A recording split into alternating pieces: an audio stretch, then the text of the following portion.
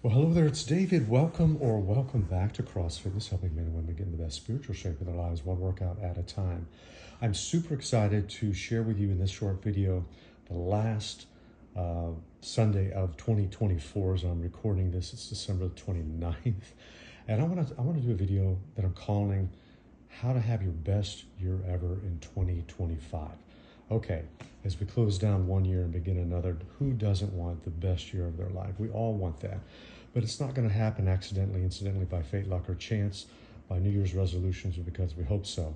It's going to happen because we're intentional, we're purposeful, and we take steps practically to make it happen. So I have kind of four suggestions, four categories here that I want to outline to you quickly, very simply. And you know what? I'm just telling you, this will work. This will work.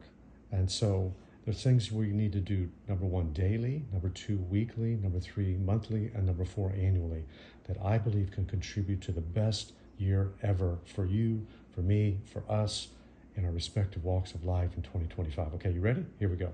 Number one, daily. There's three things I want to tell you, suggest, recommend for you to consider doing on a daily basis in 2025, starting January the 1st. Number one is to read the entire Bible. Okay, come on, this can be your year. You may have been started in Genesis and kind of, ended in Leviticus when it got all in the civil law and stuff like that. But hey, you know what? It's never been easier to read the entire Bible. It's the one thing that'll change everything. Okay, trust me, take my word for it. It's the one thing. It's that first domino that if you push this one over, others will fall. Okay, it's a tipping point. And so a couple of ways that I think you can do that is the 1 year Bible. Just go into the YouVersion Bible app and look under the plan, the 1 year Bible, or get you a 1 year Bible physically. You can buy it at Walmart, you can buy it at Amazon. You can go to oneyearbible.com and just get it. Or you can download the Daily Audio Bible. That's my favorite way to do it. I've done that for 16, 17 years, listening to that podcast, the Daily Audio Bible. Or you can do the Bible recap. Now, some friends and I are going to do the Bible recap this year. It's a chronological reading of the Bible, okay? Just go to thebiblerecap.com. Everything you notice in there. It's also on YouVersion. Search for the Bible recap. So number one is read the Bible in 2025. Number two is to get in the gym. Get moving. Just get moving. You don't need a gym to do that. It helps to kind of commit to go somewhere. The hardest piece of equipment, of course, at the gym is the front door. Just getting started, but you can just start walking, start moving, get you some resistance bands, get you an elliptical at home, a treadmill, indoor cycle, stationary bike, just something to get moving, get stretching, and that's going to change your life if you just start integrating. Start slow, start small, baby steps. Anything you do is better than nothing that you've done. Okay, get moving, and then number three is to be intentional about gratitude. Be thankful. Be intentionally grateful. And just begin to every day, thank God for everything you can think of to thank God for. An attitude of gratitude leads to the longevity of Christ. I don't have time in this video to talk about, the science behind that, but there's, gratitude is huge, okay? So number one, read the Bible every day. Number two, start moving, get moving, and stay moving. And number three, let's be grateful and thankful and appreciative of what God has done, all the blessings He's given us. Okay, that's daily. Number two is weekly. How do you have the best year ever in 2025? Every week, get into a church, get into a local church, affiliate with a local body in the community of faith. I'm telling you, if you're at church, good for you. Keep on keeping on. If you're not, come on, let this be your year. And you may have been hurt in another church. I understand that. I appreciate that. I'm sensitive to that. But this year, 2025, get in a community of believers. Go to the local house of God. Get under the authority of a pastor and enjoy just all the benefits that a local body of believers has. Not only get in church and attend it faithfully, but number two, get in a small group. Okay, whether that's a men's group, a women's group, a couples group, co-ed, affinity group, doing something that you enjoy doing. Get in a small group. We learn better in circles than in rows. And then number three is get serving. Find a place to serve. Use the gifts, talents, abilities that God has given you to make a contribution to the body of Christ and to the world. The world is going to be a better place when you use your gifts and do the things that God has made you great at, and share those in community with others. So that's weekly. Get in church, get in a small group, and get serving. So number 3 is things to do monthly. There's 3 things I'd like to suggest to you to have the best year ever in 2025. Number 1 is pay your tithes every month. Move the decimal point one place to the left on all the money, the income that God brings into your life, and tithe, return the tithe. Malachi 3, verses 9 and 10, bring the whole tithe into the storehouse, that there may be meat in my house. And prove me now herewith, or test me, and see if I won't open up the windows of heaven and pour out a blessing on you that you cannot contain. Okay? It's just wonderful to be obedient to that and see what God will do in your finances. Number 1 is pay your tithes. Number 2 is give offerings a little bit above your tithes. Be generous.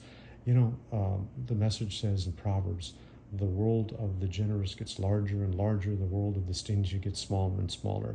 Find you a couple bucks. Keep a 5, 10, a $20 bill in your pocket or purse, the billfold, and just be prepared to give it away as the Lord opens your eyes to see an opportunity. True ministry is to see a need and meet it. And how wonderful it is for you to be prepared in advance to be generous to others, whether it's the waitress or it's the little boy, little girl knocking on your door wanting to collect money for their school event, trying to raise money. You're always prepared to give a little something. So number 1 is pay your tithes. Number 2 is be generous. And number 3 is steward vital relationships.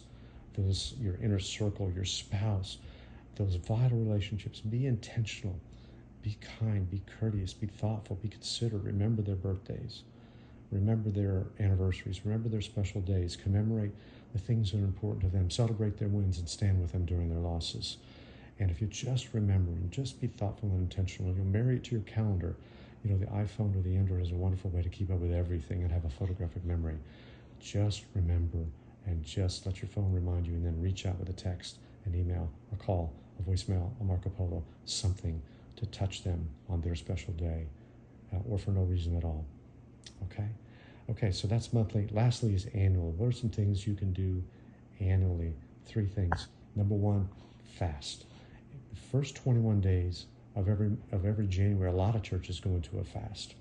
And I'm not telling you how to fast. I'm just suggesting that you fast in some way, shape, form, or fashion as the Spirit of God leads you. Okay? Just fast in some way and invite the Lord to speak to you. Fasting kind of clears the cobwebs out of our mind. It brings clarity, and it's super important. So number 1 is just fast to some degree. Number 2 is write your goals down annual. Write some annual goals. I would suggest not more than 10 or 12. 12 at the very, very most, and you can break that down into quarters, like 3 per quarter. 3 times 4 is 12. That's doable. In 3 months, to do 3 things, check those off, celebrate the wins, and then in the second quarter, do 3 others, third and fourth, and so on. And listen, by the end of the year, you can have some goals accomplished that will make you, as you do your year-end review, your after-action review of the year, you can really, see the progress that you've made. Just little goals, and to celebrate those. So number 1 is just fast to some degree. Number 2 is just set some goals and put them in writing and share them with someone for accountability. And then lastly, I'm suggesting do a 21-day challenge. The first 21 days of January, when you're all ready to, charge into the new year, do a 21-day challenge. What is that? Well, it's a power tool to jumpstart positive change in anyone's life. Just take 21 days and work on 3 things. Number 1 is improving one vital relationship. Number 2 is, just 2 habits. One thing you're going to stop doing, one thing you're going to start doing for 21 days. And number 3, just do 3 special projects. One that you can accomplish in the first 7 days, the next 7 days, and the last 7 days. Just little things that you can check, because that builds momentum, and that'll help you charge into the year. At myvirtualmentor.org, we have a whole suite of free online 21-day challenges you can enjoy. Just go to myvirtualmentor.org and check out all the free 21-day challenges, all revolving around Christ-centered, Bible-based challenges based on themes. They're all there, all free. Do a 21-day challenge. So how do you have the best year of your life in 2025? Well, the things that you need to do daily, weekly, monthly, and annually. I've made a few suggestions, And you might have some other ideas, and that's perfectly okay. But just sit down, think about it, get you a cup of tea, a cup of coffee, take 15, 20 minutes, just jot some ideas down. And maybe next year can be different than this year. I think it can. Well, I hope that helps a little bit. That's what I'm going to do. I'm going to charge into the year. Super excited, super hopeful. And I'll be there next year dropping these videos. Let's do it together. For now, I'm David, your virtual mentor, reminding you that I'm always for you. Hey, I'm never against you. Let's have the greatest year of our life next year by the grace of God. See you.